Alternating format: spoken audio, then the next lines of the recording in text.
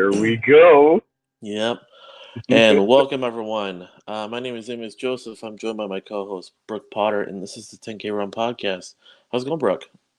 It's going great, Amos. I am actually at a secret location somewhere in London, enjoying my Hilton honors benefits and packages. An undisclosed location in London.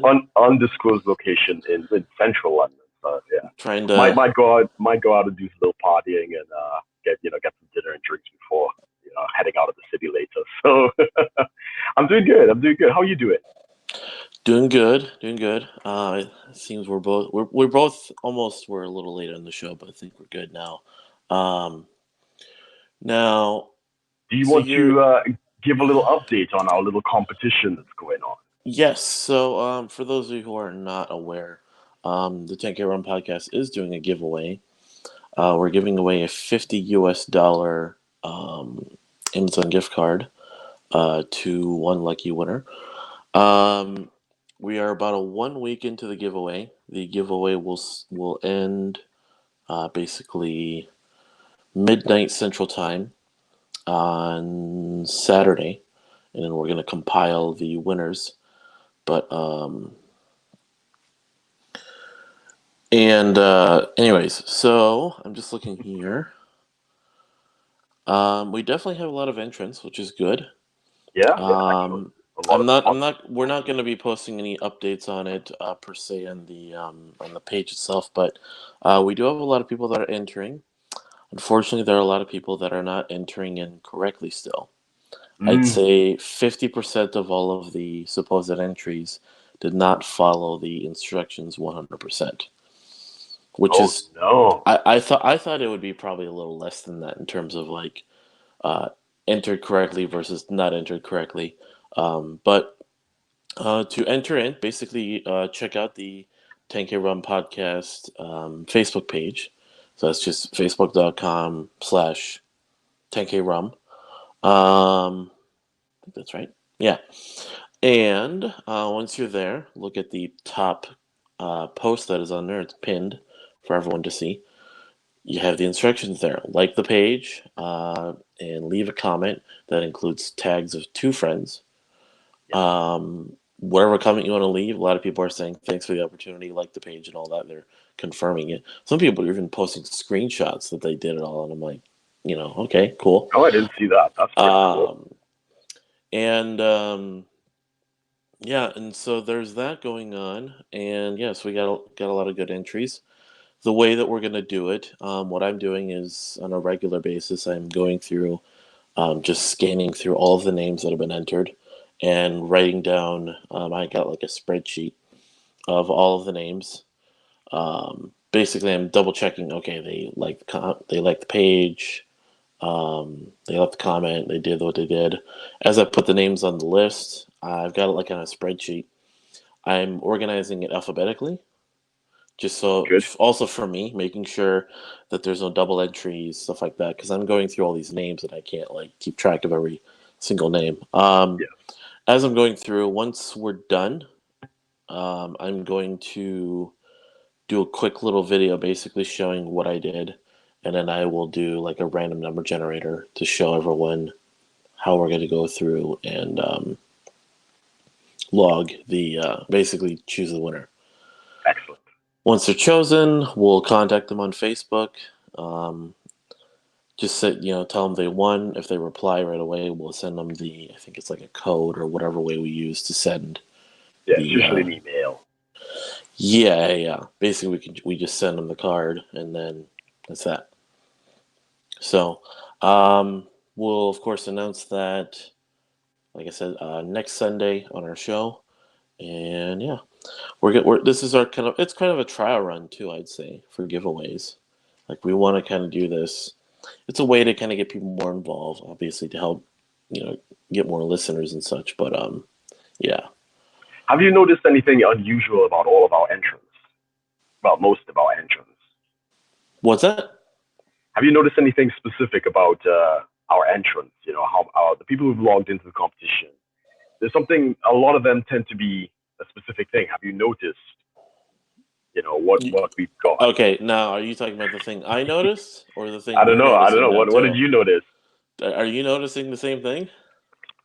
I noticed that there's a lot of vagina on the post. Okay, yeah, there's a lot of women definitely liking it. a I lot never, more women than men.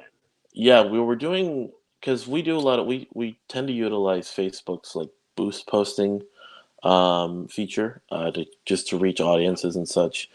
And surprisingly, yeah, we don't target any sort of any specific gender dynamic.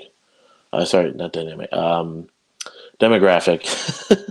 We pretty much just choose. I think what it is like we just choose like libertarian podcast in the U.S. or in the U.K. That's it. Yeah. Like pretty much that's it, and then it goes out. So it's surprise. I wonder why it is. Why is it so many women want to give away? Hmm. Women do like free shit. Just saying. Not that there's anything wrong with that. Nothing's wrong with free shit. Our free shit is great. So may as well encourage Yeah. that. And Right. it's a little Right. ironic in that sense because I know most podcast listeners tend to be men. So we'll see how this translates at the end of the day. But yeah, definitely. Hey, Right. Conk, what's Right. going on, bro? Welcome to the stream. Um. Hermanos. Yes. um. But yeah, so that is going on. So definitely check that out. And of course, if you are joining us for the first time today, we are the 10k Rum podcast. We have a weekly show. We just started coming back to it. We talk about a lot of different things from current events to specific topics. Just depends on the mood of the day, the mood of the week, or just anything else in between. Now, if you are checking us out, we do have a subscribe star. That is it's funny enough, it's subscribestar.com/ the shitlord preachers. I don't know. I'm not able to change the URL for some reason. Tried contacting Subscribestar, not quite working. Yeah, we might have Um, to change it. I think there's a feature we could do it through StreamYard, and that would kind of like mask the old address kind of thing. So we might need to look into that. oh, okay. But yeah, so we got that. We got that, and it has a few different tiers of ways you can support the show. From I think it's from $1 all the way up to $25, and then there's a little thing we do. We call it the hot takes, no raw takes, Cool. where we basically give a more raw sort of little video talking about something that maybe we can't quite get into as deep as we want as we do in the regular show. But I think that's all the housekeeping stuff we got to get through. Um, What's going on this week, Brooke? I know there's some things we want to touch on, but is there something going on? You said you're in London. Yes, I'm You're at a I'm going hotel. through the shitstorm of all shitstorms in my present situation. So I will share this with the viewers, and it's not exactly it's not entirely private. But let's just say that my living arrangements are about to change up a little bit. Um, Something has come up that's going to require me either um, moving within the area that I currently live in, or possibly moving to somewhere else, possibly Wales. I've been kind of looking at that and stuff like that. Um, there've been two major screw ups. One has to do with some buy to let properties that I've invested in. Uh, there's a screw up with the developer. The money I was supposed to, yeah, there's something called a stop off date. So if you put money into development and they don't finish it by a certain time, which is the stop off date, you basically get your investment back. That for me is come and gone. It's a pretty substantial sum of money. I was kind of expecting that to use a portion of that to kind of help me through this year, and I can't. Because of the screw up with the developer and a number of other problems I don't want to get into, they can't release the money to me. So I have to really change things up. I might actually have to close down my current business. I might have to move.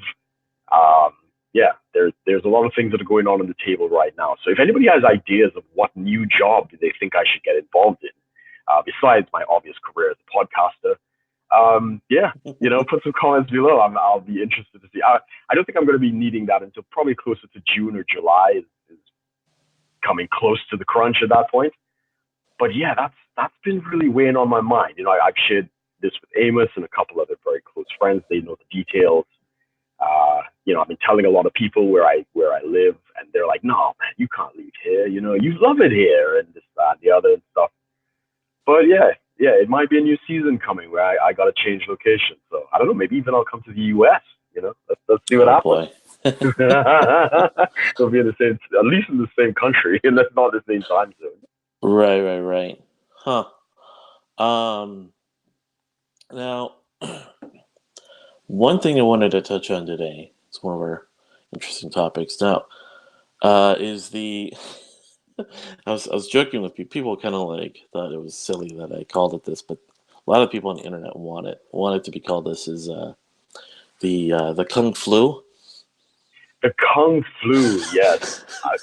I do like that name. I do. I saw it yesterday for the first time. And I thought it was so funny. Yeah, no, it's pretty good. Kung Conk is saying, go work with him over in Missouri. I'll consider. I'm very good with people. If I could do some kind of therapeutic something, I don't mind that. That's pretty cool. But we'll talk later, Kong. We'll have a conversation on Um, but yeah, that is basically the coronavirus that has come out of Wuhan in China. I think, yeah, and yeah, China's keeping pretty quiet about it. Surprisingly, I mean, I talked to some people and they were saying like they think obviously it's a media hype. It's kind of the same thing every year. You see, remember when it was Ebola that one year, and let's see here. Okay, they're basically just it's a different thing every year. It's kind of just the typical media thing they do. You don't really hear about it later. I don't know if you remember, and I just saw something funny. Someone mentioned, you remember the clown thing going on in the U.S.? the clown thing. This is There was like a weird. I don't know if you should call it an epidemic, but it was just this weird thing where there are a lot of people, just random people, dressing up as clowns, going around killing people. no, that's not what I thought it was. No, I didn't hear about that. Yeah, that was Oh, going on for some reason for like a few months, one year, and it was like this funny meme. Even I mean, really? everything turns into a meme. Um, Kung That's Flu when is a you whole really need. meme. Um, It's true. but you get just a lot of media hype surrounding just the different things that are going on. Let's see here. But yeah, it's really funny how that all is playing out now. So people think the coronavirus is probably something along that line. I saw some. I mean, you can definitely see some behaviors that are kind of timing pretty funny. How like there could be something said about um, people trying to make money off of the hype. Um, excuse me. Netflix How do you make money off of a a deadly disease. virus? Okay, let me tell you this one. And I I just mean, noticed this. you were in Taiwan around the time of SARS, is that right? Maybe Yeah, you and could I was share a actually bit of I that. was so let me just real quickly tell you about this what I noticed on Netflix though. Yeah, So just was it yesterday? Friday. So coronavirus has only really been in like the US mainstream news for I don't know, like a few days now. And on Friday, I'm on Netflix, I'm scrolling around and on the front page, new document series on pandemic outbreaks really. released that day, and I'm like, oh, this is good timing. There, because usually when Netflix releases something, there's always some sort of a like a hype or they kind of lead up to it, like coming soon or whatever. There's none of that. Granted, Right. they have a lot of shows like that are original series you don't hear about, but it's like just seemed kind of odd. I'm like, that's a little opportunistic. So it pops out, and it's of course the first episode is just talking about like different kinds of flus, coronaviruses and stuff. I'm like, oh, this is awfully convenient. Maybe they had it on the back burner and they were just waiting for the right moment. Right. You never know, unless people want to get Possibly. all Possibly. conspiracy theory and kind of go, oh, you know, All tinfoil hats. yeah, the government planned it. But no, yeah. So the thing about the coronavirus is it's called that because like the shape of the virus It's like a crown. It's like a circle with a little crown thing on it. Hence, corona, I guess, is the Latin word for crown or something. Whatever it is, however they name diseases. But it's related to the MERS, which is I think it's called whoops, not that Middle Eastern respiratory syndrome, which is then related to SARS. Those were both variants of a coronavirus classifications, and SARS was really big in Asia. Well, I was in Taiwan when it happened. I was still able to travel though. Interesting. But it was just people who had it were in hospitals, quarantined. People who didn't have it kind of, for the most part, went about their day. It was kind of like a scary but not really kind of situation. Like, you know, because here's how bad it got. So, in public, when you went to any like big banks, like major banks or malls and stuff, they would always have someone at the door, an employee of this establishment, with I don't know what they're called. In Chinese, you call them laser thermometers. I'm guessing there's some sort of they're a thermometer you don't put in your ear. They just they pointed at your forehead. Yeah. And they basically had someone there just sitting there, just aiming at everyone. Just as they come in, they just go, "Hi," click, and then they get your temperature. And if it's above a certain point, you obviously have a fever, hence possible SARS. They don't let you in, or they'll whatever. Um, yeah, banks. I think maybe hospitals. I didn't go to a hospital during that time. Um, and malls, just large places where a lot of people were going in and out. You could still go on the MRT, which is kind of their equivalent to an electric rail. Very crammed, so going on there. But yeah, there was a little bit of a not a panic, but just kind of like, oh, this is just how things are.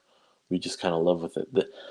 The Taiwanese they're not so much like they'll just kind of do whatever the government or the public is doing, but there is sort of they are used to like just okay, shit's hit the fan a little bit, so we got to kind of give up certain comforts to deal with it. Um, One of the things too was during that time when I was traveling, so I came back to the States for a summer vacation. I did that a couple times. So I come back and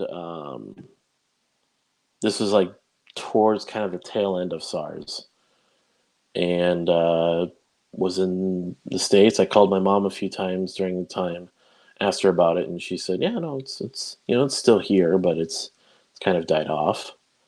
I think 2003 that was when I was talking to her. Pretty much 2003, 2004 was when SARS pretty much ended. Right. Like you Well, don't hear as about an emergency, as it. Well, yeah, died off. you don't really hear about cases of it anymore. Yeah, quite right. Um, so yeah. Now what was also kind of funny was so I didn't live in any area that was subject to what could happen with SARS. Like I wasn't in any major city. Mm. I think at that time, 2003, 2004. Um, yeah, we definitely weren't living in any part of the cities. I think at that point, we're almost either just outside of the major cities, or we had moved to a place that we lived in up in the mountain. Right. Kind of And remote and a little isolated. yeah, we had this. Excuse me. We had our landlord was a pretty funny guy. You don't have SARS now, do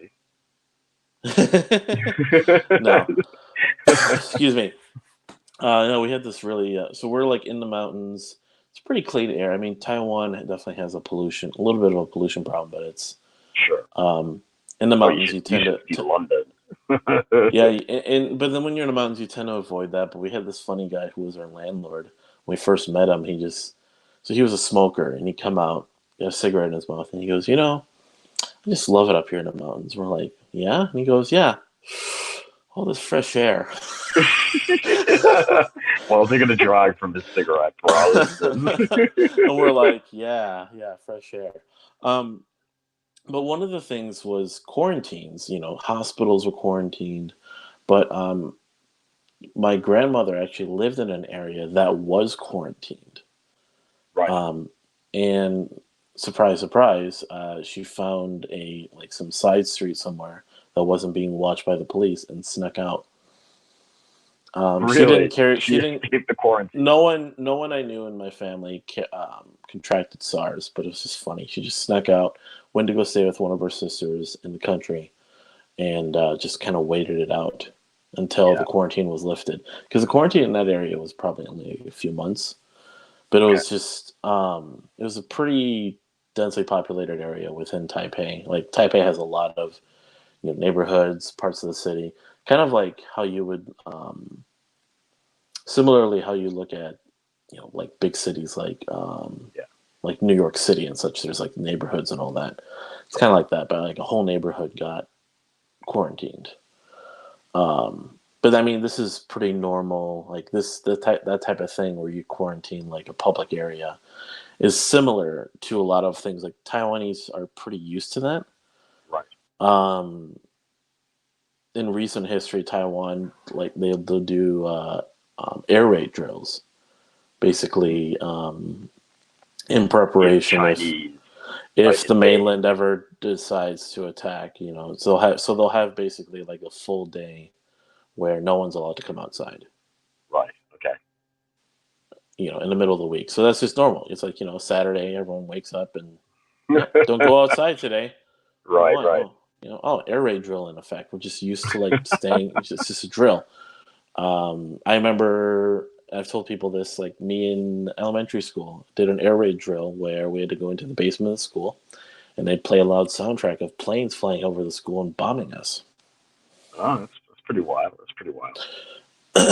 Yeah. But yeah, it's a different place there where it's you have this. It's not like Taiwan is necessarily going to exact some sort of tyranny against its people, but it is kind of like there is a soft sort of authoritarian thing about it where they can do a lot more.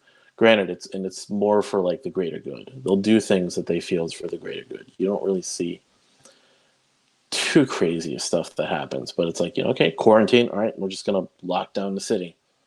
Wow. You wouldn't really That's be able pretty to do wild. that in the States. You have to declare martial law, and then people freak out, and it's like, Yeah. yeah, you just Yeah. over there they just do it, and people go, all right. I mean, I heard with what's this main city with the virus? Is Wuhan? So Wuhan is the capital of Wuhan. the Right. Weibei, maybe whatever one Okay. of the provinces that's not too. It's kind of like central China, Right. and Right. the talk is the disease came from some sort of like a bat soup. Yeah, they talked about the wet markets because apparently that's where SARS came from as well. So the wet markets, as I'm sure you know, the viewers may not know, is basically live uh, wild meats and other things that are fresh. Like they don't really have refrigeration, they don't have anything. And the reason it's called a wet market is because all the blood and the guts and water and everything is like spilling out on the ground. Yeah. And but it's all very fresh meat. It's not refrigerated really. Um, I've been watching a couple podcasts and a couple reporters talk about it, and yeah, SARS started there as well.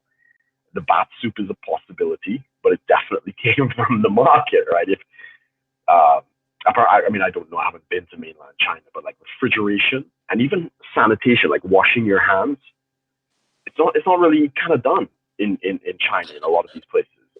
Those parts of China definitely not. I mean, people tend to see. I mean, even in Shenzhen, which is I mean, supposed to be the like peak of modern China, the Yeah, bathrooms don't even have soap. That's what I've been told anyway.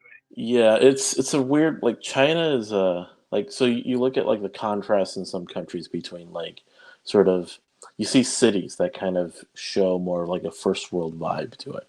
First, buildings, business, people dress nicely, Hmm. nice cars and such. Some countries you'll see that where it's like a that type of area like we'll just call it a first world area and it's like one city, Right. whereas where if you're in Taiwan I'd say it's coming to like 50-50, whereas that's why people will call Taiwan kind of like a second world country, Yeah. kind of moving into first world in the next few decades. China, on the other hand, while it is like competing in the world stage due to just sheer manpower, Yeah. is still, I'd say, like, Culturally a third world. yeah, and then for how much you have like first world versus third world in terms of cities development and such, the contrast is way larger. Where you probably have like 10, maybe 15% of the country that's actually seeing a lot of that first world development. Yeah. But if you think population wise, that's still 100 to 200 million, 100 to 150 million people living a lot better than the rest. Maybe Yeah, 200 exactly. million. So it's like once you go to any other province where Beijing or any of the other major cities aren't in, you get this. You get you still have areas. People always there's like these charity movements, like charity organizations trying to combat like the dog problem. These dog. Wild dogs, you mean? Yeah, no. The whole dog meat festivals and such that Oh, happen, right. Yeah, yeah, yeah. and it's like you know, then you just go a few hundred miles and there's Beijing where that doesn't happen at all. Well, Yeah. as far as we know, but I mean, it's so you have that larger like contrast Mm, just because it's such a large country. So people tend to forget that. They think, oh, China, they have this idea of it, but for the most part, it's still very much a third world country in a huge chunk of it. absolutely. I mean, this is a massive place, and there are, you know, Yeah. over a billion people there. So, I mean, I was very peculiar to me. I didn't go to China, but you were there with me in Singapore and Thailand. Uh, and it was very surreal to see the signs about, no defecating in public kind of thing, like in the elevators, like do not shit in the elevator. And they literally In had those Singapore, in Singapore and in Thailand. I And never saw what those in they, Thai. I know in Singapore you saw more signs in English. yes, well, Um, no, we saw it in Thailand as well. Because remember, we stayed in a different hotel to you guys.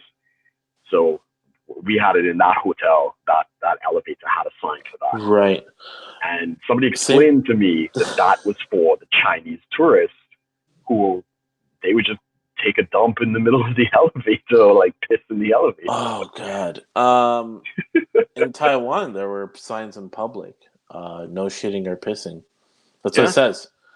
Someone used Google Translate and didn't quite put it in correctly, so that the funny thing is you see a sign, no shitting or pissing, and then we actually have seen people like urinating in public, like Yeah. not like in in an alleyway by a bar on a Friday night, like shit that happens. It was like in broad daylight on Yeah. off of a main road, on a Yeah. Tuesday. Yeah. It's just like, oh, that guy's just pissing over there. I mean, the Um, one thing that is kind of disturbing me on this is obviously a lot of the Chinese don't have, a lot of the medical staff don't have the proper equipment to deal with, treating the patients and stuff like that. I look at some of the footage, not the stuff the state media is putting out; those are full hazmat suits, but most of them are just using, the surgical masks, which are really good for like keeping spittle and like your breath. It doesn't actually, protect you. You need at least like an N95 I mean, filtration. it's definitely a barrier. I mean, in the grand scheme of things, in Asia, they tend to utilize those surgical masks a Yeah. lot more commonly. Like, I mean, literally, you can wear that on any day, and people just go, "Oh, you're maybe sick." So they'll do it not only for protection from others, but also If keeping they're sick. protect Yeah. if they're sick. Yeah.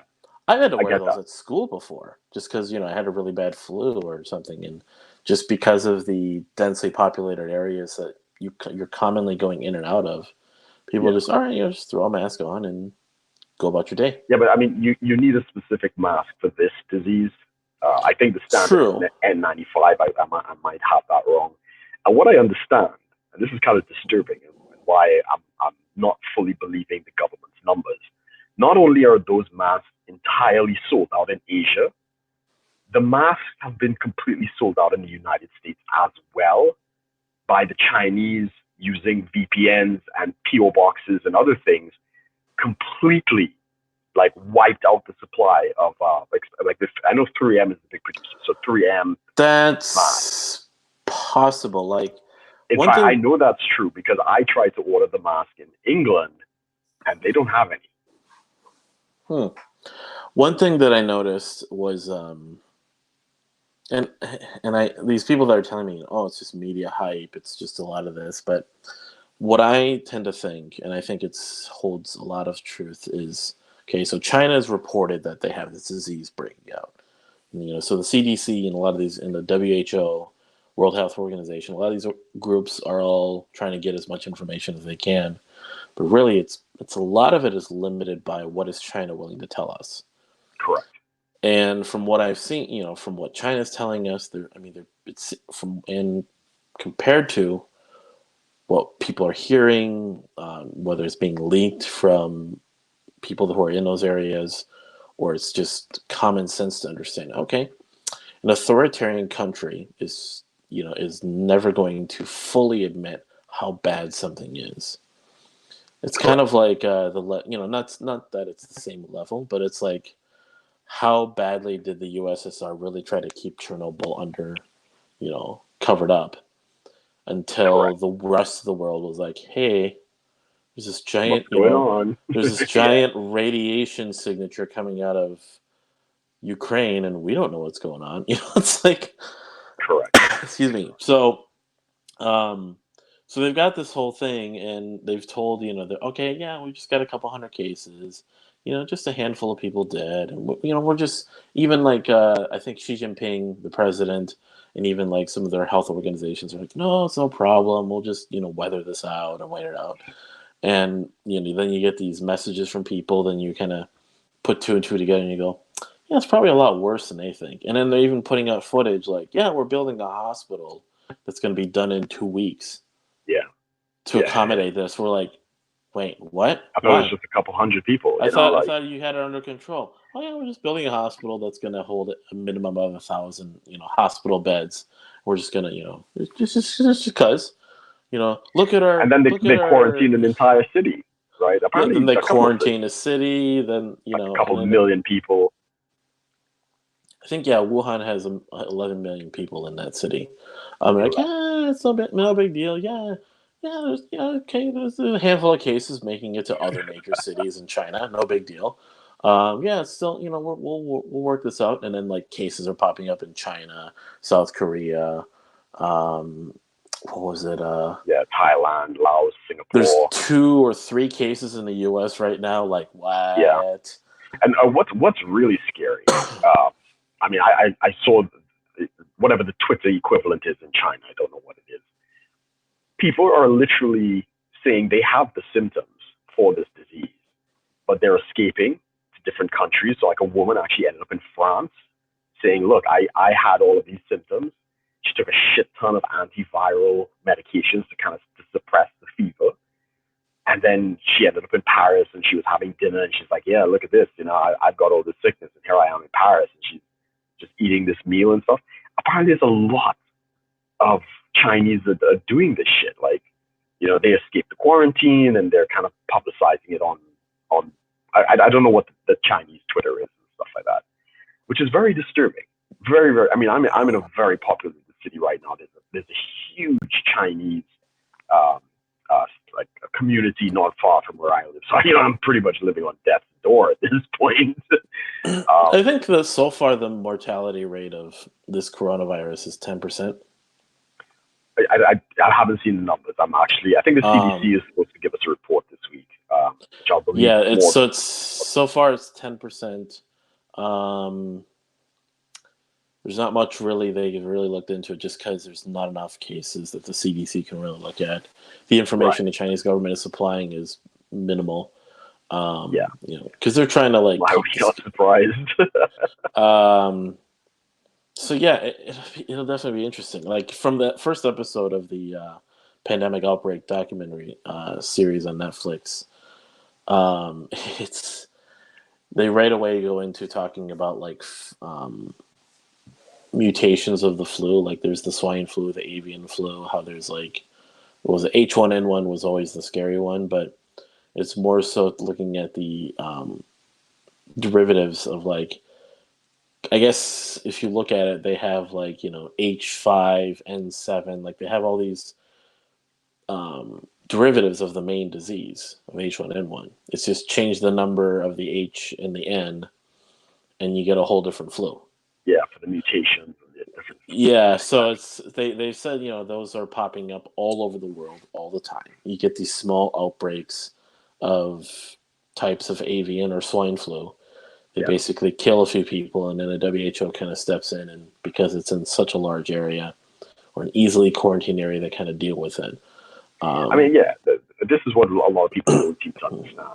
There is a natural cutoff point for most outbreaks. Yeah, it's just like when we had pandemics in the past. There's a reason it didn't wipe out the entire world population. Right. Eventually, it dies out. Well, I say that because people don't know this, but the Ebola threat that we had a number of years ago is still going in West Africa. But it's all over there. Yeah, nobody seems to care, right? And I think the government is kind of propping it up because it's a great money generator. So if you go into a West African country, they'll be like, all right, as a foreigner, they'll be like, all right, pay us $100, or we're going to put you, we think you have Ebola, so pay us $100, $100 to bypass here, or otherwise we're going to put you in the quarantine and you'll definitely fucking get it, like. So they're using it to extort money from tourists. Yeah, because most diseases that pop up all over the world. Yeah. Thanks, Brian. Yeah, Weibo is the Twitter. So. Yep. Yeah. The thing about these outbreaks is they're happening all the time all over the world. No one really takes notice of them because they don't spread beyond that. But you get a lot of these small but deadly disease. If you want to call silent but deadly, but these diseases that sneak around all over the world, and they'll kill a few hundred to a few thousand people in these densely populated areas, and then they kind of die out. Yeah.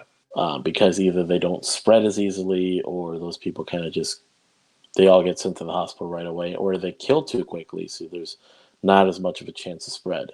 Exactly. Have you ever played the game Plague Inc.? Yeah, I played. I think you told me about that. I think I played a couple rounds of Plague Inc. Yeah. So everyone, there's a lot of jokes now, like me, a Plague Inc. player, while this coronavirus is spreading, time to go to Greenland. Someone said, no, you go to Madagascar, because those are. So for everyone who doesn't know, it's a game where you design and sort of operate a modern day disease, whether it's like a reincarnation of like the plague or influenza, and there's a lot of like situations or scenarios you can play out to kind of give you challenges of how you're going to spread this disease. As you infect more people, you gain like what are called DNA points that allows you to mutate or gain advantages, like you're easily infected in like cold or hot climates. One of the things that's what I learned too from the game, which is a real thing, zoonotic disease is basically diseases that came from animals.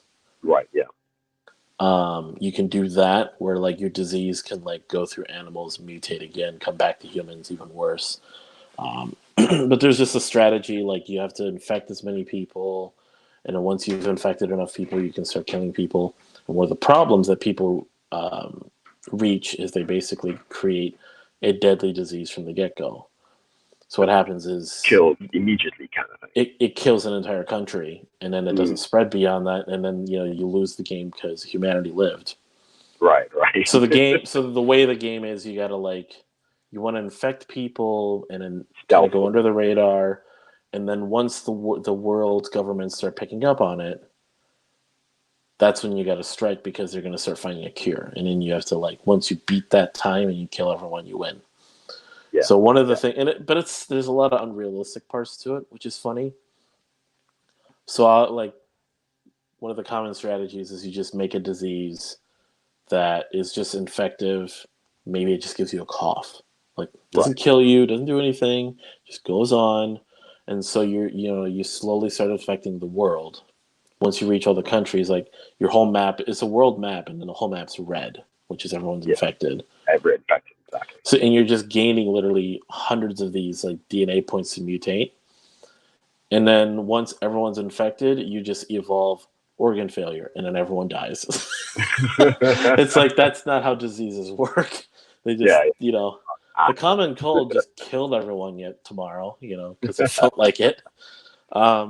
Excuse me. By the way, if everyone's wondering why I'm coughing, it's a little dryness. It's not really. I'm not sick. It's not Ebola. It's not Ebola. It's not coronavirus. You sure we don't need to like check your temperature, Amos? Yeah. No, I'm good. It's just, the dry air with Minnesota winters. Oh, But yeah, so yeah, people kind of jokingly they're playing this game, and then it's funny how like they talk about it, and then this happens. Like, because it was funny too. The days before coronavirus was really known, I was talking to people about this game. right. Oh, like someone asked them, like, well, what is it called when like a disease goes from an animal to a person? Oh, that's a zoonotic. Oh, that's fun because that was in pandemic. Oh, pandemic or plague Inc. And oh, that's fun. And then like the next day, coronavirus comes from animals. I'm like, oh, jeez. But yeah, it's funny. Like, That's pretty messed up. do you think it could be a real problem, the coronavirus? I mean, possibly, as Brian actually pointed out in the chat. I mean, the big issue is, well, of course, Chinese New Year. Um, so It's a come lot and of gone. people, right, came mixed up the population and stuff like that, as well as international travel. There's a lot of in and out flights coming out of China. China is a major hub, so it has the potential to be, you know, bad. I don't think it's gonna wipe out half the Earth's population or anything like that. But it definitely is not going to be contained. So, I mean, just like Ebola made a couple cases in the U.S. I think one of the guys survived. He had the antibodies, and they kind of used that to treat some of the other patients and stuff. So it's too soon to say, but it is a different world. It definitely, if people are not willing to step up and kind of take notice of it, it could be a lot worse. Yeah, it's interesting how even just say backwards country like China, with their trying to suppress things, that they're still getting on top of it. Maybe more than like you would in the past. Like nowadays, diseases are pretty much contained once you kind of find a couple dozen people that get it. If you're in the U.S., a disease is usually on the news by the time it hits like a few hundred cases. Whereas you had diseases back in if you want to say the olden days, like influenza and stuff like that, where it's like literally thousands and tens of thousands of people have it before anyone even notices, and then people start dying. Yeah.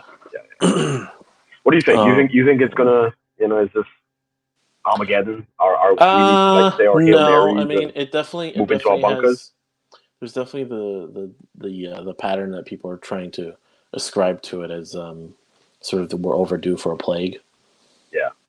Yeah, because you had people like will put on like memes. They're showing like 1720 we had this plague, and 1820 we had this one, and 1920 we had influenza. So 2020 we're overdue. Yeah.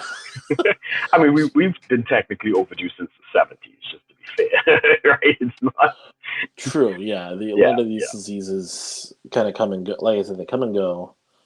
You yeah. And I think mean, they're supposed to get you.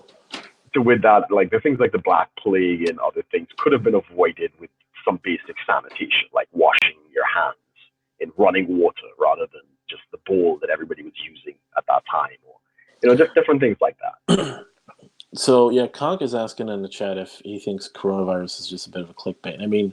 Yeah, and then you responded, Brooke. Yeah, it is clickbait. Everything's clickbait, though. Yeah, the media's gonna clickbait Well, everything. yeah, they're gonna take any real news and clickbait it, so you'll never really get a full picture of what it could be. But I think a more balanced perspective is okay. So coronavirus is a real disease. It's definitely spreading in China. China is definitely suppressing the information, so it could be a little to a lot worse than they say it is. Correct. But with the rest of the world, with the resources the Western world has, probably not a problem for us. Yeah. It's more a problem for Asia, which isn't necessarily the best either. I've got family in Taiwan. I've talked to my mom about it. She says, China's doing what China's doing, and it could get here, but so far, I think Taiwan has learned enough from SARS to know how to handle this. Yeah, I'm not worried about Taiwan. I think they they got their shit together. Yeah. So, is it going to really kill a bunch of people? I'd say, I mean, if you had to bet, it probably kills a couple thousand before it stops. Couple thousand. I mean, it's only killed it's killed less than 10, 100 so far. Yeah, less than 100. Yeah, I think just China doesn't know how to handle it, or at least they're too arrogant to properly deal with it in a realistic sense. They're doing more to suppress that it exists rather than actually do something about it. I agree. So that whole entire province is probably going to, that province is on lockdown. That city is completely suspended. Like all their public transportation, airports, everything is all shut down. That's what I heard. Right. Yeah. So they're finally doing something, but I mean, it could just keep spreading around there, and a few thousand people unfortunately get it and possibly die, and then it just kind of dies out. I mean, China has the resources and the will to actually shut down areas of their country. It's not necessarily the best thing in terms of freedom, but at the same time, you got to give them a little credit for their efficiency to do that. Well, let's hope so. Let's hope that all of that authoritarian power and the ability to supposedly scan the entire population of China off their surveillance and whatever. Let's really hope that they keep a lid on it as best they can. Yeah. The rest of the world is going to handle the little stragglers that get out. That'll be fine. I mean, have you seen the president of the Philippines is basically deporting 500 Chinese people from the infected city? So 500 tourists. He's just fuck off. Get out. He doesn't give a shit. Was that Muerte or whatever? Yeah, I can't remember the Philippines. The supposed Trump equivalent in the Philippines. Yeah, I mean, he's playing some serious dread games. If you're from, was it Wuhan? What's the name of the city? Yeah, Wuhan. Wuhan, yeah. So if you're from Wuhan and you're in the Philippines, they're kicking your ass out. Yeah, they were talking about the American that came. I think it's in Washington State. The guy that was there that caught it, he basically is some traveler that likes to just go to different parts of the world. Right. And just so happened to go to China, go to that place, came back. Whoops. You went to the wrong place at the wrong time, bro. But it's, coronavirus, from what I've seen, being from MERS and SARS, it's a respiratory, it's not so much a flu. Yeah, you get a breathing problem. Is basically you can't breathe. You do, but you also, because it's viral, you do get a fever response and all this. So it does feel like a flu, but it's more of a respiratory. It's respiratory syndrome. The RS part is kind of what they go with when they name this. It's funny they still call it coronavirus. They haven't properly named it yet. Kung flu. Not even Kung flu. I like the Kung flu. Did you see the meme with Corona, the bear, the American bear? Someone sent them a message. No, they're saying because they don't want to be associated with the coronavirus, that they've changed their name to Ebola. I saw someone screenshot themselves messaging their Facebook page, saying, "Stop killing people." Yeah, what are you guys doing making a disease, and why is it in China? Yes, I mean it definitely entertaining. I think even you and I have shared some memes on the whole thing. Yeah, some probably not so. Yeah, not for public eyes. We'll have to do a raw takes at some point. Do a B review of coronavirus memes. Yeah, it's funny. Yeah. I mean, there's a funny meme going around that's getting people to believe in something that didn't really happen. There was this biotech company in China. Someone said, "Oh, this biotech company, they're based in the province that this Wuhan is in." Yeah. And they have their logo is is pretty much the same as the Umbrella Corporation from Resident Evil. Yeah, I saw. But then people looked into it and said, "Okay, this company actually exists." Yeah. But it's not in that province. It's somewhere else in China. But it's still funny that it exists. We're a biotech company with the it's Umbrella World Corporation. War Z, man. We're on the verge of Resident Evil style, the T virus, you know. Yep, yep. I mean, that was a very depressing topic, Amos. Maybe we could lighten it up with something that I'm sure is very near and dear to your heart, which is the premiere of Star Trek Picard. I don't know if you want to touch on that. Okay, everyone, spoiler alert. Before we go further, spoilers. Star Trek Picard. I mean, what did you think of it? You and I both watched the first episode. All right, so I'll be upfront. I'm not the biggest. I'm probably more of a Star Trek fan than a Star Wars fan, but not hardcore because, as you and I both know, I could not get through Deep Space Nine, for instance, and it took me a while to get in, even to Voyager, which actually turned out to be a very good show. But the only reason I watched because Seven of Nine was fucking hot and had massive tits. That's why I watched the entire season, right? And she's going to be back in Picard. I know. It's the best news I've ever heard. But yeah, I do like the series. I watched Enterprise. I watched the original series, Next Generation, all of the movies. Deep Space Nine. I will give Deep Space Nine another try when I've got the time. Yeah, you better. And I did not get through the STD, Star Trek Discovery. I watched the first season. I struggled to watch the last episode of season 1. Eventually got through that, watched the first season of season 2, and just like, no, fuck this shit, right? And it's the same, I think it's the same showrunner that's doing Picard.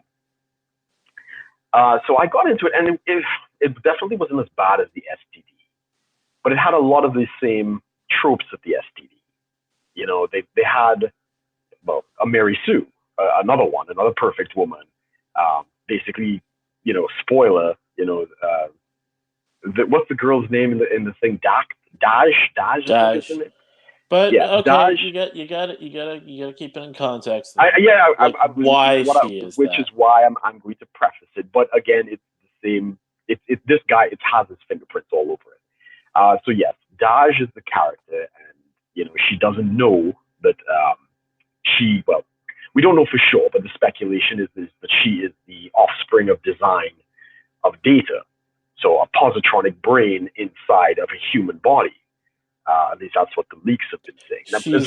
She's like a more humanoid looking, a more natural looking android. Yeah. So I mean, that's the premise. The premise of the leaks were that it's a positronic brain in a physical body. Like, so she's fully human. It's just the brain is actually an android. So she is still limited by her physical body in terms of that, but she still operates like because there's parts where they're showing it falls apart. Hold on, let me finish what I'm saying. Yeah, because it doesn't fully work. Seeing as some of the stunts that she performed in the movie, it doesn't really fully come together. But anyway, okay, fine. It's an interesting premise. I'm glad it wasn't a Borg. When I first watched the previews and stuff, it's like, oh god, it's a Borg thing. And what I didn't like was what they did to Picard. They really castrated Picard. You know, there is a scene, again, spoilers, there's a scene where he's being interviewed and he's talking to his, two Romulan refugees that are in his house. And, he's about to be interviewed by this major network, and he's like asking them, did you ask them not to, ask me this question about why I left Starfleet? And it was just so weak and feeble.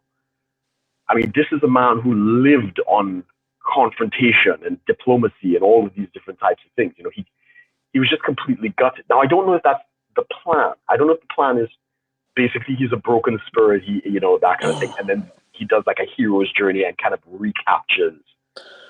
That'd be all right. I mean, I if think that's the case, I have a feeling that's where it's going, and I hope that's where I'm glad that would be if that is the case. But yes, I agree. So just to sum it up, overall, I thought it was definitely better than Star Trek Discovery, which I'm not even going to watch the second season. It was good. There were a couple editing mistakes as well. I think Nerdrotic pointed out at 1 minute 52 seconds, Picard and Data are playing poker, and Picard is laughing, and they immediately cut to a scene where he's not laughing, like he's stoic. It's a very amateur edit. So I hope it gets better. I have a lot of hopes for it. Yeah. I mean, it's an interesting story, like I can see why he probably was broken. I mean, he had this. Um, you know, they. Do you think we should go into why he got broken down? Uh, what do you think of that whole storyline of why he was, why did he leave Starfleet and protest sort of the whole thing with the Romulans? It was, I mean, it's obviously a continuation of what Nemesis, I think there was the story with the Romulans, and, So the what was the Romulans were movie? like starting to. So Nemesis, they were like Romulans were, I guess, starting to be on friendlier terms with humans, but then they kind Yeah, of left it at that. It's more so the reboots. So the first reboot, when Spock comes back right. from the future, he says Romulus was destroyed. So they're Yeah, and the taking. guy So came they're back and destroyed yeah they're Falcon. right. So the and that's now it's the Kelvin timeline. So Right. Yeah, sure. so the prime timeline they're saying is okay, like in Spock's timeline, which is the prime timeline, which is where all the other shows are part of. Um, Romulus is still destroyed. So they're kind of Right. following that timeline. And it's like now Romulus is sort of like the equivalent of what Vulcan was in the reboot movie. It's Right. kind Right. of um, And even that I struggled with because Romulus it's not a planet, it's an empire, right? They got planets. but if their main planet gets destroyed, and I mean, it's the same thing with like the Federation. If Earth got annihilated, Yeah, it would be a that's still blow. it would still be the majority of humans. Right. Sure. Like if But you I looked mean, at like during that time period, I'd say less than 10% of the world's of human populations live on colonies and starships.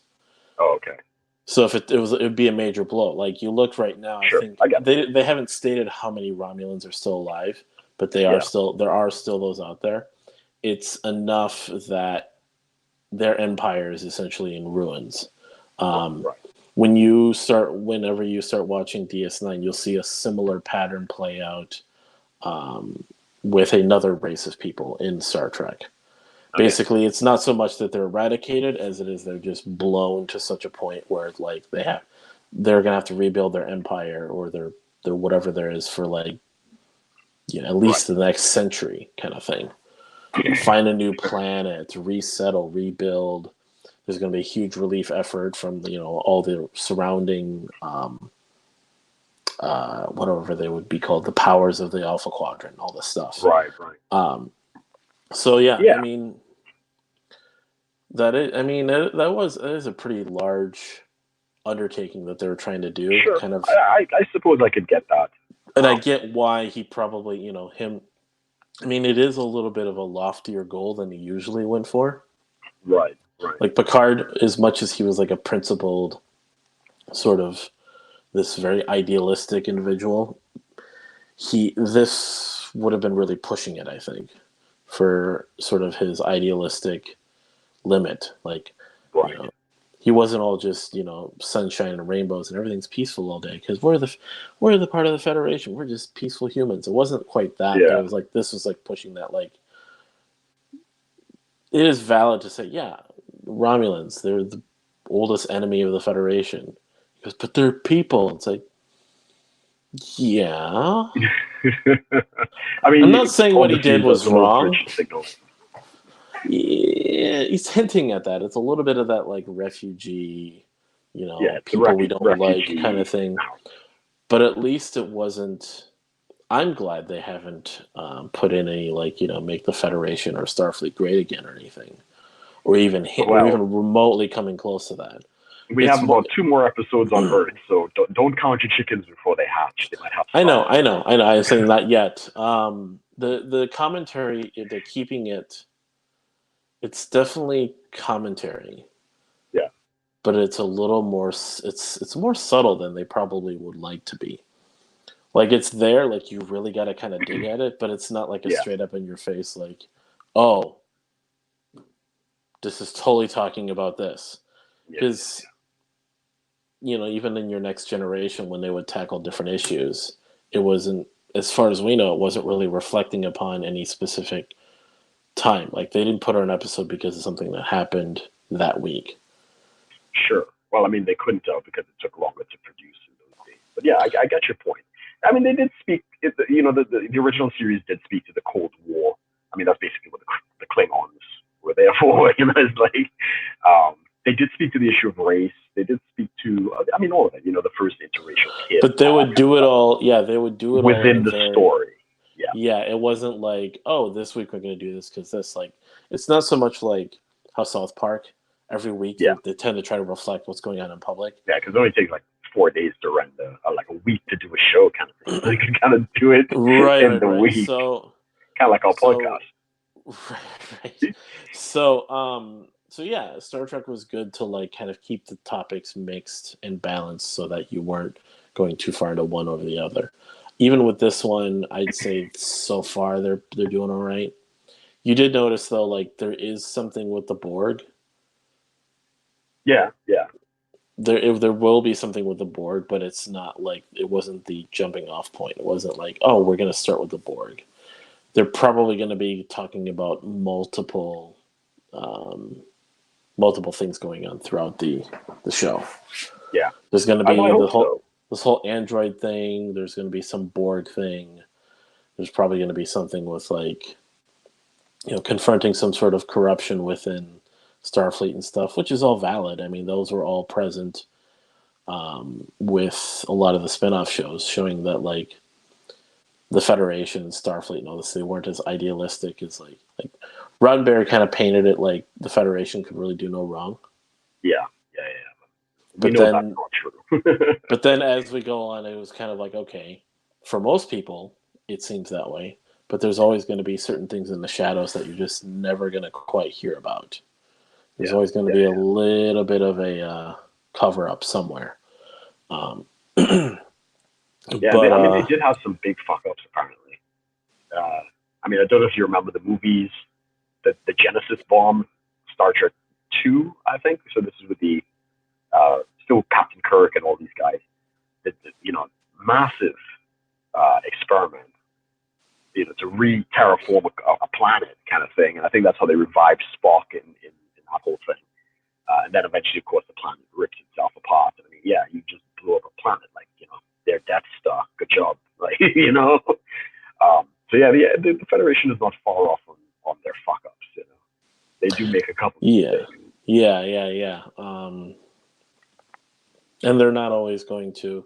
I mean, even Next Generation, they touched on like, different admirals or something would have some agenda that was not quite in line. I mean, the movies, you remember Insurrection, where they were going to relocate a whole bunch of people without their consent, kind of thing. Yeah, move them. And then they made it. They kind of made it touch on like relocation of like natives. Yeah, but it's but then the way they go about it wasn't like tackling any specific group of people or whatever. It was like talking about Native Americans being relocated in today's age. I mean, it's definitely a relevant topic to kind of show in sci-fi in a way, but at the same time, it's not a thing that's like so virtue signaling, like, ooh, we care so much. It's like it's an older issue that people talk about. Yeah. I agree. Whereas what did you think of the show, though? First episode so far, I think I told you, it was flat but not bad. Yeah, not bad. I'll agree with that. It was just very, they're kind of getting things going, trying to find their footing. Like I said, it's a little flat. I mean, it's an intriguing story so far. I do like the data aspect. They didn't indulge too much into nostalgia, like, I don't know, a certain Force Awakens movie did. Literally everything is referencing the old movies. Granted, it's a whole movie. Yeah. So there was the data thing. They also dispelled a couple of fan theories, like, okay, B4, the android that was similar to Data, like possibly Data being resurrected through him because he took all his memories. Said no, that didn't work. And well, hold on, I have a beef with that as well, because they've been trying to replicate Sung's technology, which is, what's his full name? Something Sung. I can't remember. Noonien Sung. Yeah. Right. Yeah. Good job, teamwork. Yeah. So they've been trying to replicate his work for a good couple of decades at least, and even Data tried to replicate his work when he tried to create his daughter. Right. Remember, he had that. Mm-hmm. And he couldn't do it. Like, he took part of his positronic brain and tried to remap all of the neural pathways and stuff like that, put it into an android. Eventually, she died. Well, she ceased to function, kind of thing. So, okay, I get that. And then, they've banned, the Federation has banned cybernetic research and, all this different types of stuff. And the researcher says something very bizarre. So, Kirk, sorry, not Kirk. Captain Picard comes to the research at the Dacian Institute? Daystrom Institute, thank you. And basically says, look, this is it. We got this. I just interacted with a living girl who could be an android, kind of thing. Is that possible? And she's like, no, it's not possible. And then she says, unless we had like a piece of Data's neural net, I think, like one piece of it, then we could kind of recreate it. And she went through that whole spiel, and I'm kind of looking at the canon of what's been tried with the androids. And it's kind of like, that's a soft fix. That's really like a deus ex machina kind of thing, like a hand of God thing. That, suddenly she knows how to unlock this entire thing just from, a bit of his neural net. Dude, like, even Data couldn't do it. Like, like, who understood the machinery better than him? So I thought that it irritated me. It irritated me when I saw that. I did like though the reference back to the old episode. So if you remember the episode "Measure of a Man," where Data is like had to go to argue for his sentience, like if he's considered a man, and you had that officer that Bruce Maddox was the officer he was trying. They bring him back in this episode, which I thought was like, okay, trying to keep the consistency of the canon. But you don't know if you're actually going to get to see this guy show up. But, and by the way, the Daystrom Institute is always talked about, but no one's actually seen it. So people like the fact that this was like the first time in official canon that you've actually seen this place. Cool. It was some basically like a science organization that was connected to Starfleet, but not part of it. Right. Kind of like, I guess would be their equivalent of like the Hadron Collider in Switzerland. Yeah, it's like advanced research. Advanced research kind of place that's like well known across, because they always thought, the Daystrom Prize was kind of like the Nobel Prize. Well, he's the guy that invented the teleporter, isn't he? In the canon. So in the canon, Daystrom invented one of the first working AI models. This is from original series. Right. There's a whole episode about him apparently. No, the guy who invented the transporter was another guy from Enterprise. We get to see him. His name wasn't Daystrom. Yeah. Okay. But Daystrom just became synonymous with like advanced scientific research that is very much connected to Starfleet. So what happened is there have been characters, if you look into, so you remember Barclay? Lieutenant Barclay? Lieutenant Barclay, yeah. Yep. He actually gained his commission through transferring from the Daystrom Institute. He wasn't actually, he didn't go through Starfleet training like everyone else. So there are kind of thing, you come in So there is that connection where like if someone is smart enough and has enough skill, they don't have to go through as much Starfleet training to be in Starfleet. Right. That's what I thought was always interesting, was Starfleet was very flexible on how people sort of gained like some sort of status or officer rank. They didn't actually have to be... the military today kind of thing. They didn't have to be at Starfleet Academy. On Voyager, you had people that were trying to get into Starfleet Academy that didn't even have to be there. They just took tests, did coursework, and stuff like that. Yeah. People who were smart enough could just transfer. But, it's first time the Daystrom Institute was shown. Yeah, the whole thing with them calling them synthetics and stuff, I thought was a little weird. Yeah, Because for I the thought that was longest time, it was. I mean, I Android. don't know if it's yeah, it's androids or they call them synthetic life forms. But to call them Right. synthetics, I wonder if it's supposed to be a little bit of a not derogatory, but definitely a bit of a slang term. Could be. Because Could at be. one point you even hear they just oh he's a synth or whatever, Right. Right. and it's like really? Who knows, man? Who knows?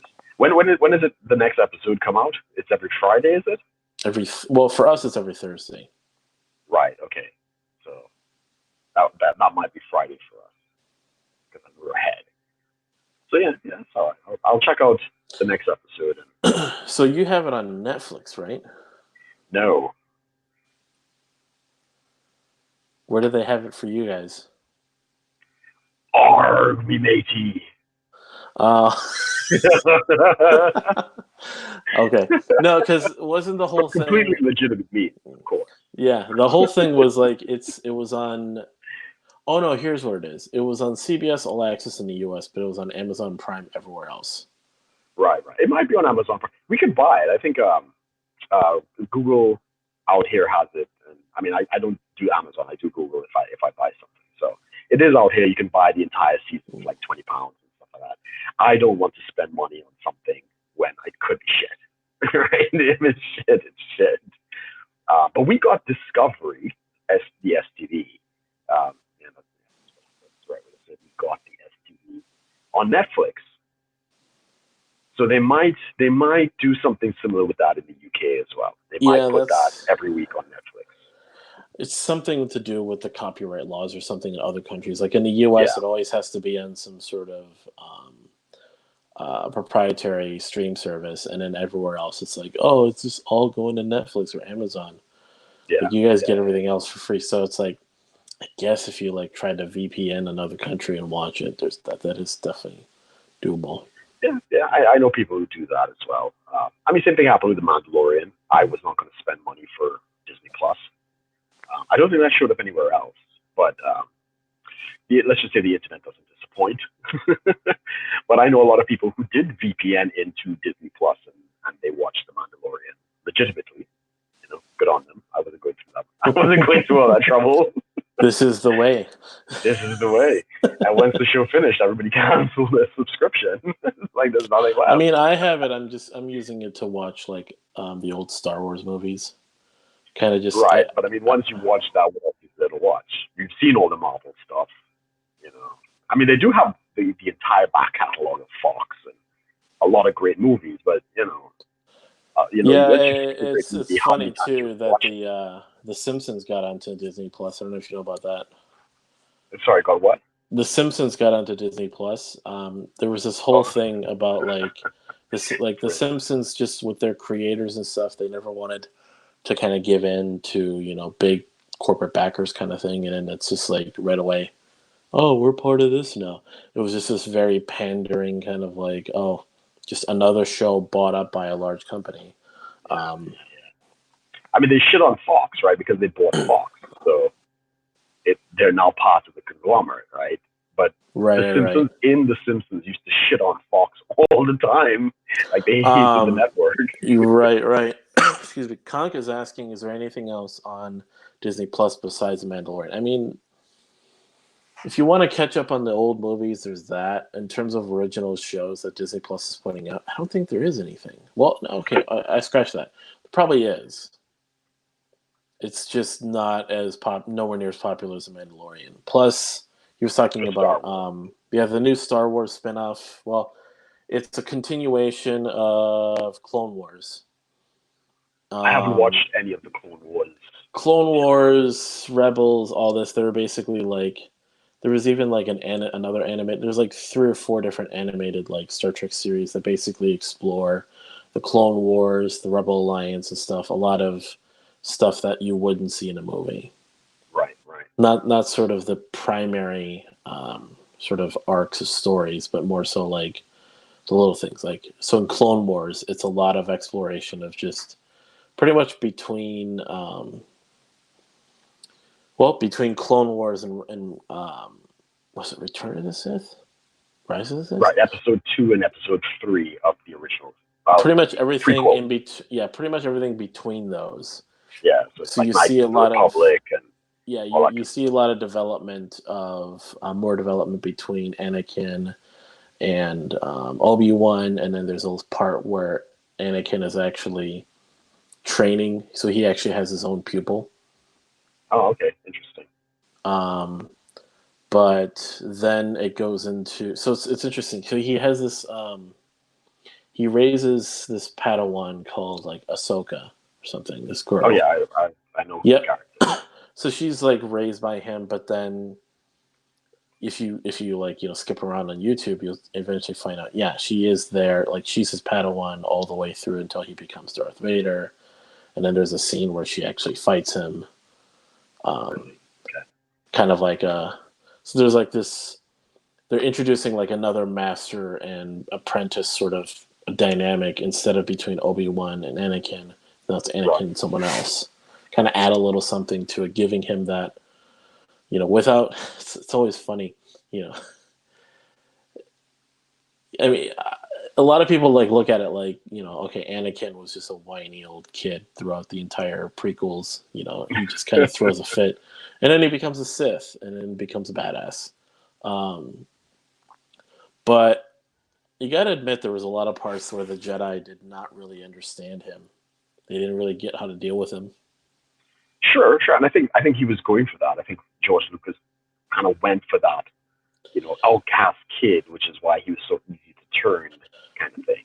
Because there was a lot of talk. I've seen a lot of videos talking about like, the whole thing. So he was too old when they found him. So he had too many emotions developed as it is. But they also were very arrogant. Like they kept saying, "Oh no, Sith Lords aren't around anymore. There hasn't been a Sith Lord forever." It's freaking a Sith Lord, like right in the midst of them in the Senate. yeah, and they just kept doing that and doing it and doing it, and even like, their hubris was their undoing.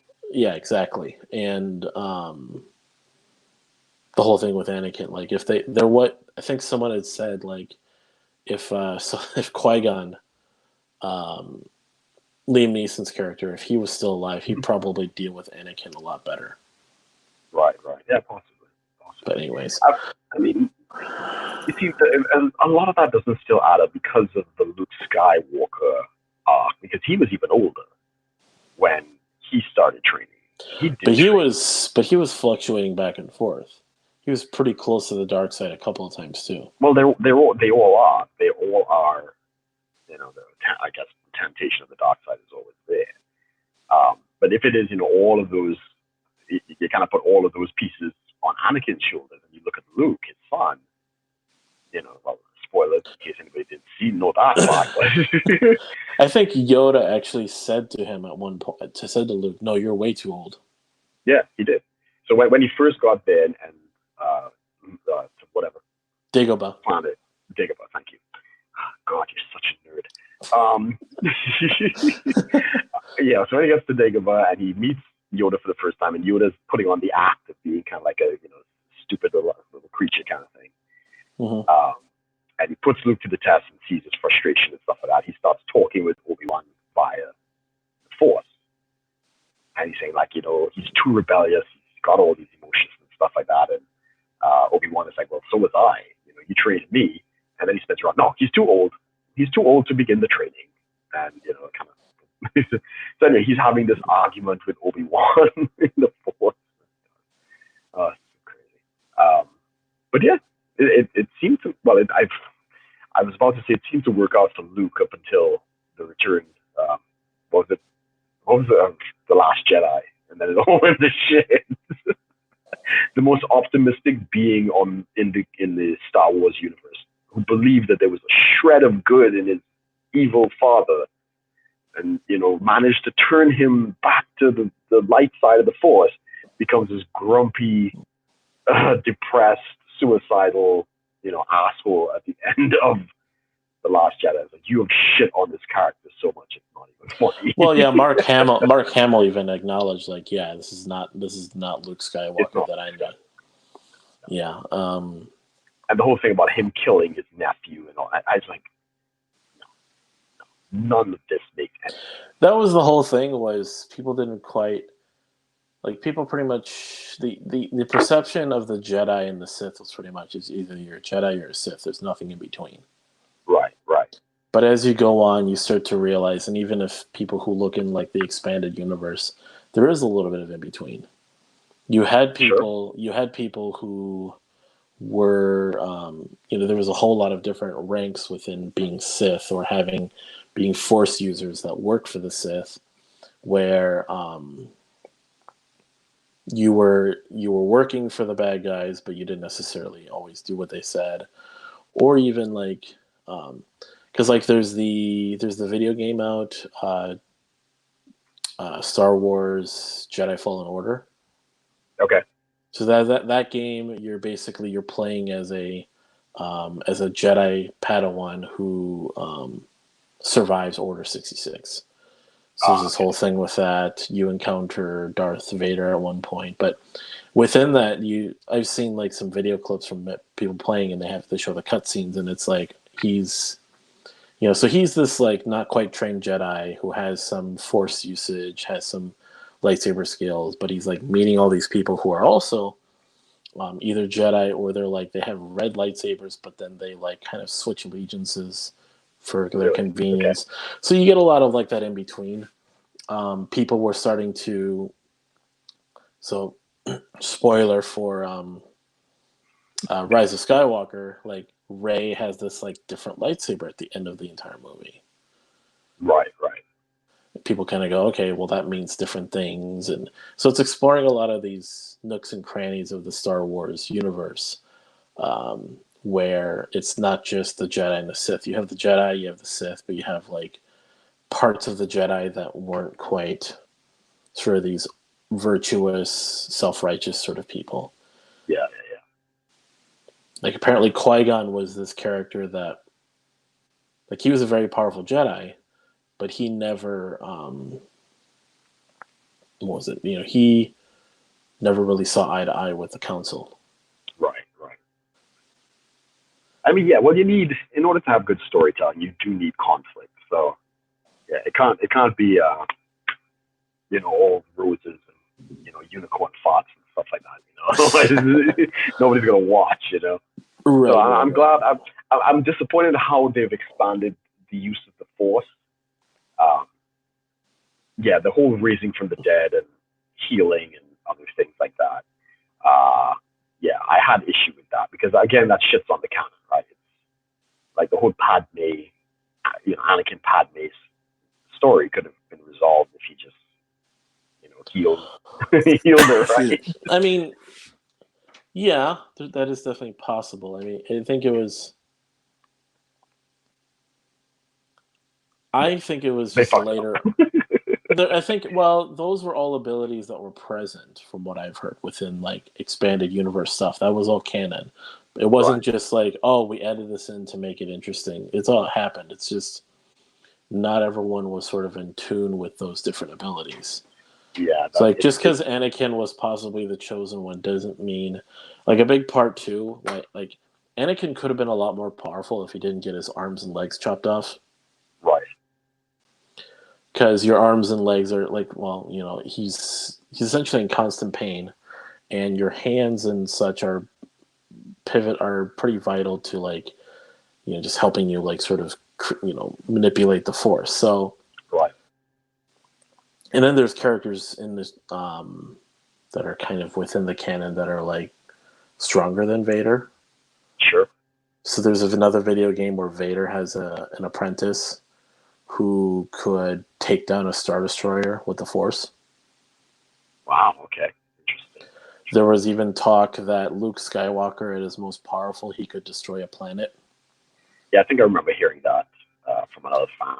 So not everyone really got to explore all of their powers all the time, Right. and not everyone who was more powerful than current characters that we're familiar with were always around. Right. Right. So That's funny.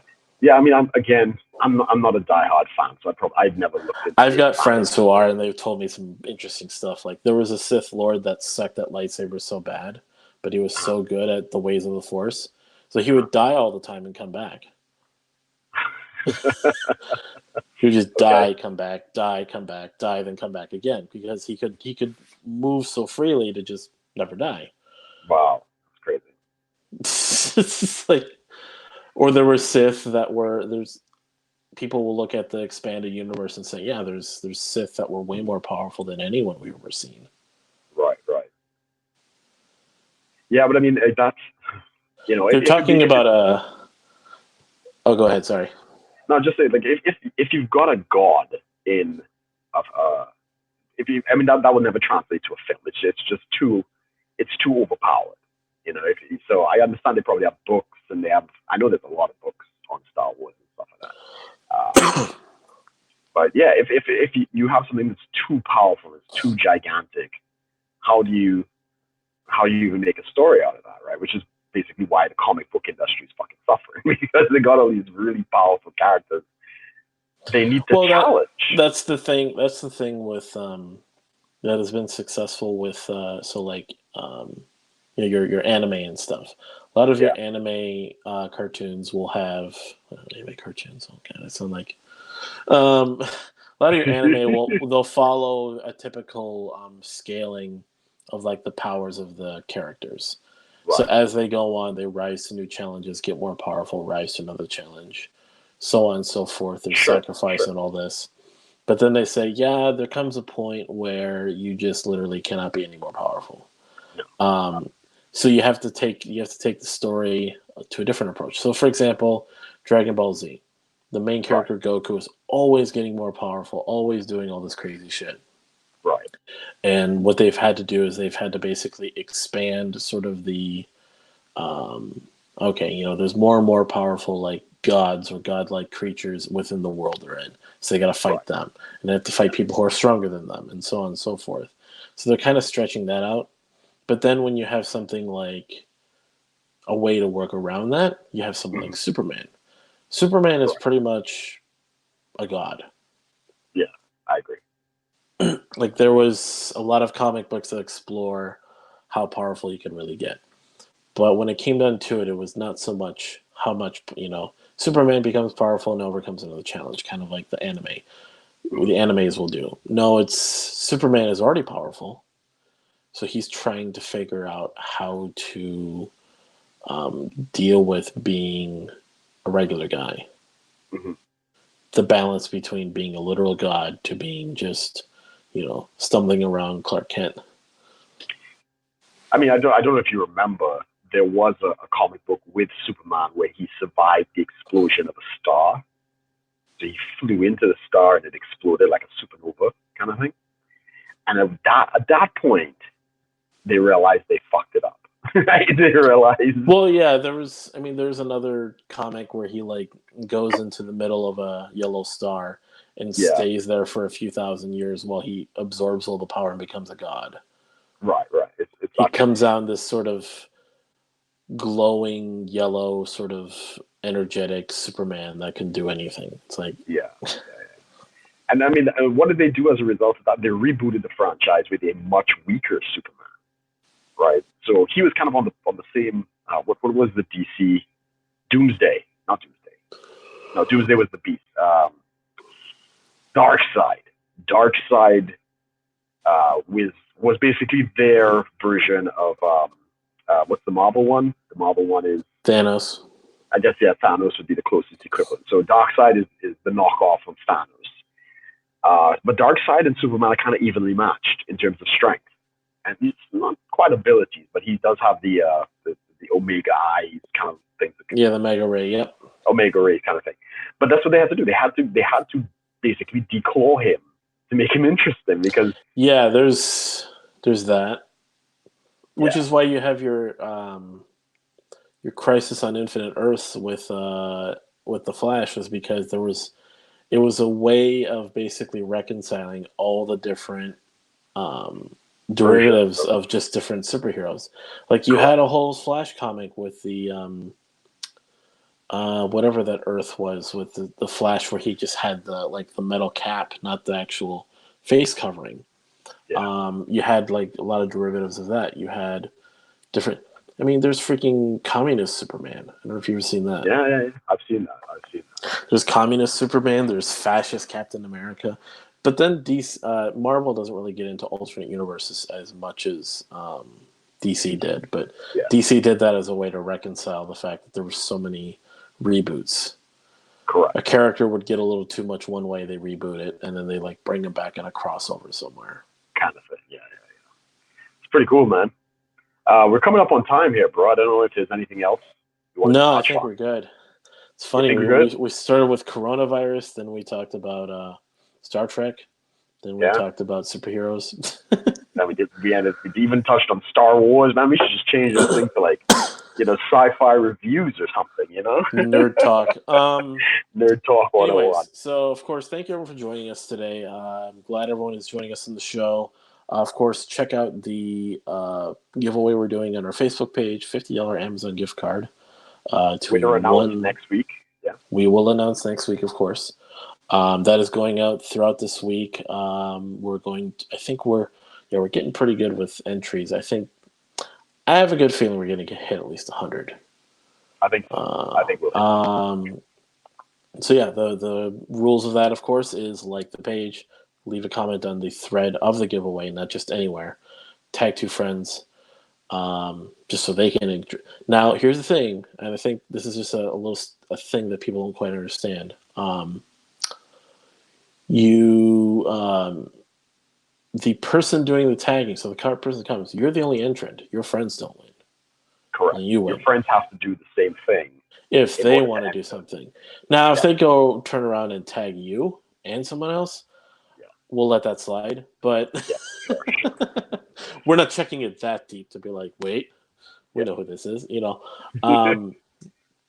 It's a way we want to definitely give something back to the fans and the new fans, as well as giving people a chance to check out the show and like the page. So, and of course, we do have our subscribe, so do check that out. All the links will be below. So yeah, anything else, Brooke? No. I just hope everybody tunes in next week. We will announce the winner early on. Are we going to notify the winner, or are we just going to wait for them to contact one of us? So what I'm going to do, for the people I'm going to put this out on the page too, like, for people to check out, because obviously people like the page will see this. So I'll put a little video that will be like, tune in to the show, obviously. Yeah. We're going to make the announcement within the first few minutes. And once then, of course, tell them to contact us. We'll wait I'd say we give them a couple days, but we'll announce it after the show as well. Okay. Sounds good. Yep. So yeah, with that said, I think we're good. Again, thanks for everyone for tuning in, listening, downloading. Please share the podcast with somebody if you think they're interested in this kind of thing. I think this is the kind of thing you could dump in a Reddit Star Wars versus Star Trek conversation. Some people might be interested. Right. Let me just take a quick look here. Oop. So we're good to go here. Let me just check and make. Ops, we've lost Amos there.